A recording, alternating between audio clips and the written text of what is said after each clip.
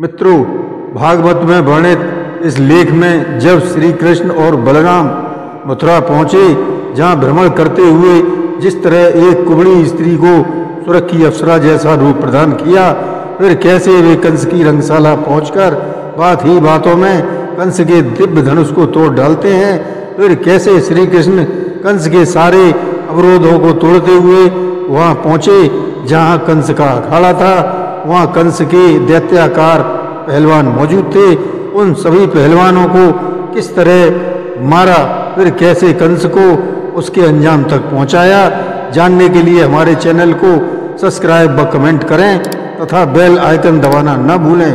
नमस्कार, मैं Ranveer Singh lotus entertainment में आपका हार्दिक स्वागत करता हूं। मित्रों, महाराज कंस ने दरवाजे पर कुबलियापीठ नामक हाथी को खड़ा कर रखा था। उस हाथी ने क्रोध में भरकर श्री कृष्ण को झपटकर सूंड में लपेट लिया, परंतु वे उसकी सूंड से बाहर निकल आए और एक घूंसा मारकर उसके पैरों के बीच में छिप गए। उसके बाद भगवान उसकी पूंछ पकड़कर उसे घसीटने लगे और उसकी पूंछ पकड़कर चारों तरफ घुमाकर पृथ्वी पर पटक दिया। उसके आगे के दोनों दांत उखाड़ लिए और उन दांतों से हाथी और महावत को मार डाला। फिर भगवान श्री कृष्ण और बलराम जी ने हाथ में हाथी दांत को पकड़े हुए अखाड़े में प्रवेश किया। वहां चारों तरफ मथुरावासी थे और एक तरफ पहलवान आदि विराजमान थे। वहां पर चाणूर से श्री कृष्ण और बलराम जी से मुष्टिक पहलवान से मल्ल युद्ध करने लगे।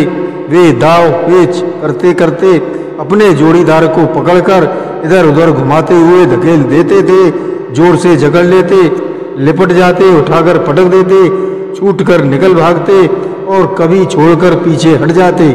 कभी कोई नीचे गिर जाता तो दूसरा उसे घुटनों और पैरों को दबाकर उठा लेता, हाथों से पकड़कर ऊपर ले जाता। इस प्रकार दाव पेच लगातार आपस में लड़ रहे थे।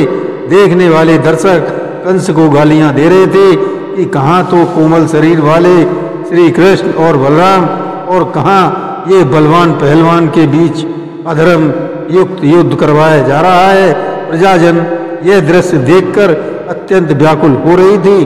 तब भगवान श्री कृष्ण ने चाणूर को दोनों भुजाएं पकड़कर उसे अंतरिक्ष में बड़े वेग से कई बार घुमाकर धरती पर पटक दिया, जिससे उसके प्राण पखेरु उड़ गए। इसी प्रकार बलराम जी ने मुष्टिक को बड़े जोर से एक घूंसा मारा। घूंसा लगने से मुष्टिक प्राणहीन होकर उनकी उल्टी करता हुआ पृथ्वी पर धराशायी हो गया। उसी समय भगवान श्री कृष्ण ने अपने पैर की ठोकर से सल का सिर धड़ से अलग कर दिया और तोसल को तिनके की तरह चीरकर दो टुकड़ों में बांट दिया। उधर बलराम जी ने ऊंट नामक पहलवान को खेल खेल में अपने बाएं हाथ के घूंसे से मार डाला।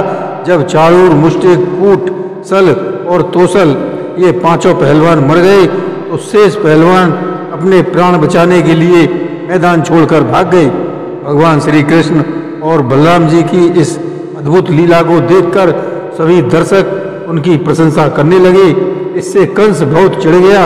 इस पर कंस बढ़ चढ़कर बकवास करने लगा तो भगवान श्री कृष्ण कुपित होकर फुर्ती से वेगपूर्वक उछलकर उस ऊंचे मंच पर चढ़ गए। कंस ने सिंहासन से उठकर हाथ में ढाल तथा तलवार पकड़ ली, परंतु भगवान का प्रचंड तेज अत्यंत दुस्सह होता है। जिस प्रकार सांप को गरुड़ पकड़ लेता है, उसी प्रकार भगवान श्री कृष्ण ने कंस को पकड़ लिया। कंस का मुकुट भय के मारे पृथ्वी पर गिर पड़ा। भगवान श्री कृष्ण ने कंस के केस पकड़कर उसे भी ऊंचे मंच से रंगभूमि में गिरा दिया। उसके ऊपर स्वयं भी कूद पड़े। उनके कूदते ही कंस की मृत्यु हो गई। फिर भगवान श्री कृष्ण ने कंस की लाश को घसीटकर सामने रंगमंच पर ला पटका। कंस के कंक और नियोव्रत आदि छोटे भाई थे। वे अपने बड़े भाई का बदला लेने के लिए क्रोध में भरकर भगवान श्री कृष्ण और बलराम की ओर दौड़े तो भगवान श्री कृष्ण ने परिध उठाकर उन्हें वैसे ही मार डाला जैसे सिंह जंगली पशुओं को मार डालता है। आकाश में धुंधुभियां बजने लगी, अप्सराएं नाचने लगीं, देवता पुष्पों की वर्षा करने लगे। कंस और उसके भाइयों की पत्नियां स्वजनों की मृत्यु से विलाप करने लगी। इस पर भगवान श्री कृष्ण ने रानियों को ढांढस बंधाया। भगवान के हाथ से मृत्यु होने पर कंस का उद्धार हो गया और अंत में भगवान श्री कृष्ण और बलराम जी ने जेल में जाकर अपने माता पिता को बंधन से छुड़ाया और सिर से स्पर्श कर उनके चरणों की वंदना की। वसुदेव जी ने जगदीश्वर समझकर उन्हें हृदय से लगाया। जय श्री कृष्ण।